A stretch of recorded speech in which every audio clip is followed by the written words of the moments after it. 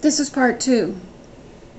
My family and I all decided we really needed something different for Thanksgiving in 2012. So my parents went out to eat on Thanksgiving for the first time ever, and I made Thanksgiving dinner for the first time ever.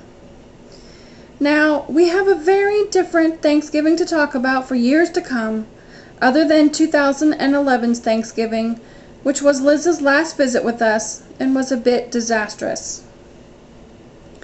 So then Thanksgiving was all right, but the weekend after was full of memories of the last few days I saw Liz. And even before those days came, I felt sad and anxious about them. I couldn't quite believe that I made Thanksgiving dinner. I did it all by myself, except for a little bit of advice from Mom on how to do the turkey. And miracle of miracles, I got no complaints. It was a tough weekend after that, though. Remembering the last time I saw Liz, it was very painful. I got through it with some help from a few of my friends, but it was tough. Not long after that came Liz's birthday, the first one after she died. I threw her a little party, 2 parties actually, one online and one at my house. Both went well. Mom and Dad came over for dinner. I made a dinner that she would have liked, and I said the prayer before we ate. All about Liz, of course. I lit 1 candle on her cake, and we sang her happy birthday. Boy, was that weird and awkward, since there was no one to give the cake to for that. But it was very nice. I know my mom really liked the party, as I got a really nice email from her the next day. For Liz's second birthday after she died, the only differences were I didn't make a special dinner, and I put the cake in the middle of our kitchen table. This made this much less awkward. I participate in things such as the worldwide candle lighting ceremony for the Compassionate Friends. That's always in December. I light a candle for an hour and get to write in their remembrance book. Normally, I start listening to Christmas music the day after Thanksgiving. Well, that first year, it was the Saturday after Thanksgiving. Now, the first CD I listened to was okay. But it was pure music, no singing or lyrics. But then I tried to listen to an Amy Grant CD. That was a mistake. I felt nothing but searing pain while trying to listen to that. It was like no pain I had ever felt before, and I turned it off very quickly and did not listen to any of my other Christmas CDs that whole Christmas season.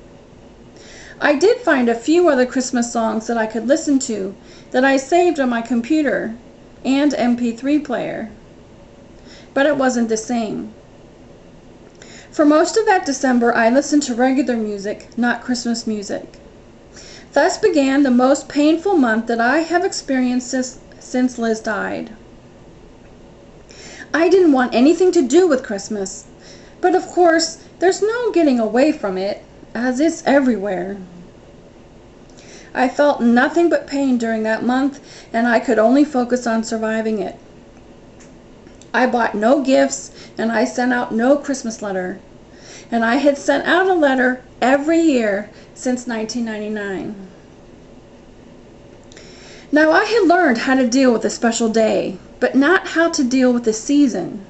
I felt stuck, and mostly read my Kindle for a few weeks there. The amount of pain I felt took my breath away. Oh, we put up our tree and also put our decorations on it, but for some reason, I couldn't bear to turn the lights on. They were on only about 2, maybe 3 times that whole season. Finally, late Christmas Eve, I finally started to feel better. I think it was because the end was in sight, only about a day left to go. Christmas actually went pretty well. I enjoyed being with the family, and thankfully, it felt like a reasonably normal Christmas. I dreaded New Year's Eve for months. I didn't want to move on to 2013 and felt like I was leaving Liz behind in 2012. But I also didn't want to drive myself crazy over not being able to stop the new year from coming. So I did something a little silly, but that made me feel better, and wrote Liz a short note apologizing for not being able to stop it, and then just let the new year come. It went well. I did get pretty anxious right before midnight, but then again I always do that. I also almost broke down and cried at midnight, but I didn't. But then I was so wired I couldn't sleep. I was up until like 3 o'clock in the morning. And then of course I so didn't want to get up the next morning. But I was so relieved that I had made it through the holidays. Hitting February 1st wasn't all that much fun. I thought that I only had the anniversary and Valentine's Day to contend with, but I ended up having to deal with all the memories from learning Liz had died and our trip to Ohio for her memorial service. I spent a lot of time in early 2013 planning Liz's online memorial service, and it was during that time that I decided that my event would be an annual thing. What a first year of grief I had! I've never grieved so much in my life. One minute I was feeling pretty good, like things will be okay, and the next I felt the worst pain ever, and like things will never be okay again. I can't tell you how relieved I was that I made it through all the firsts a year brings. But I had sort of burned out a little bit on grieving. For most of the second year, I was a bit depressed. I didn't really let myself grieve very much, and what I did do, I didn't allow it to comfort me. Valentine's Day came fast. Of course, the previous year we were not able to celebrate it at all. We traveled all day. Well, I decided that we were going to celebrate it the following year. It's one thing for one Valentine's Day to be ruined, but I can't let Liz's death ruin them from now on. Of course, I had to find a way to include her too, so I sent in a little Debbie cake to both of my kids' classes, and then that weekend, my husband and I went out to eat to celebrate Valentine's Day. My adopted sister has moved out of state now. Her and her daughters are doing really well, but both my mom and I miss them a lot. I'm happy for her and her kids, but it's not easy to not have the people around who gave my mom and I people to care about and focus on. She was not only a kind of adopted sister to me, but also a kind of adopted daughter to my mom. Most of the time I was doing okay, but I still really missed my sister. Thank goodness for my Kindle. It really has come in handy over the past 2.5 years. Anyway, these videos have been long enough, so I'm going to stop here. I'll pick up in next year's video.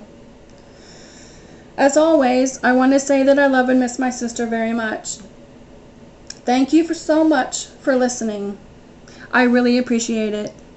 If you have gotten anything out of this video, please do me a favor and do something kind for a griever that you know.